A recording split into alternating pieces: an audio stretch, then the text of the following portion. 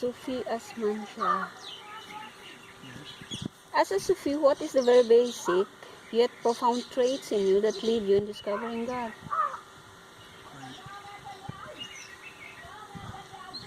There is no set of basic rules that can make someone understand that one has to follow for starting as a basic.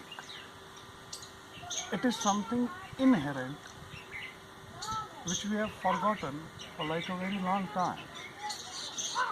Every human being that is born, he is always born with the basic question. If you see a little child, he'll always approach his parents or the elders near him after learning how to talk that who am I? A child very basically asks.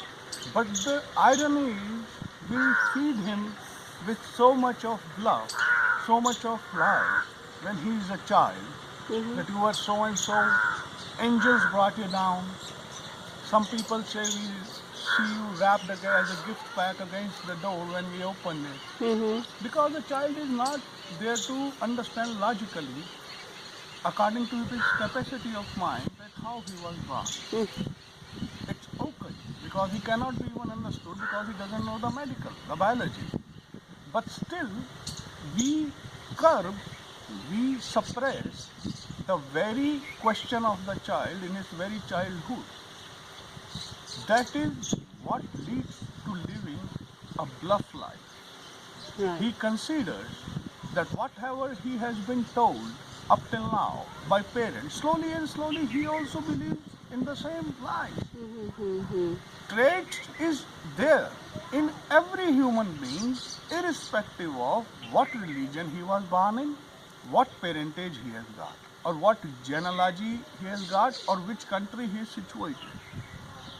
Anything except for a human being, anything except for the human being is able to recognize and know himself. Only the human being has got the conscience that is able to realize the center of the question, who am I? The reality behind that. So the basic trait, if you ask me that how I went into there, it was the search that I never stopped, though I was also supplied with the same lie. Continue. From all of which, of what you have said, do you think that human sense, imagination, power of reasoning, intellect or intelligence needed in order then to comprehend the will of God in every individual?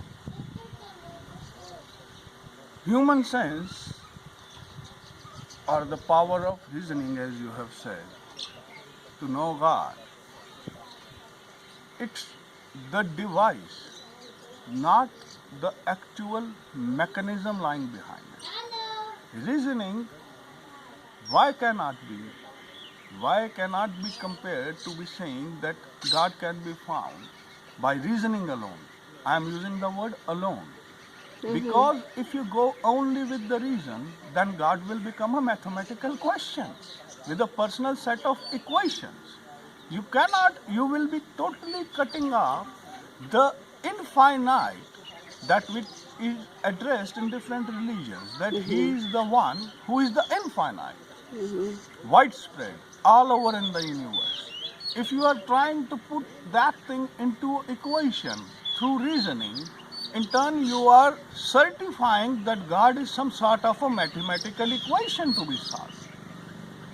As of the senses, yes, senses do play a part. The five human senses do play a part. But the thing is, all the senses in a human body, in a normal human being, are drawn outwards. Okay? They are always facing outwards. They take the input from the outside, process it in the mind, and then someone actualizes or realizes something that is going on in the real world. But while knowing for God, you have to turn all the senses that are moving outwards back towards inside of you. because it is the first point or the focal point where you can start up the journey. So in that way, if I say senses are necessary, yes, but phased inwards, and as of reasoning, reason can only be cut off by experiencing. Once you have experienced or actualized the supreme reality, where will reason stand? I mean, I have this hand. Do I have to have a reason for it? No, it's there in my knowing. I realize it, I see it, I know it. It's a feeling.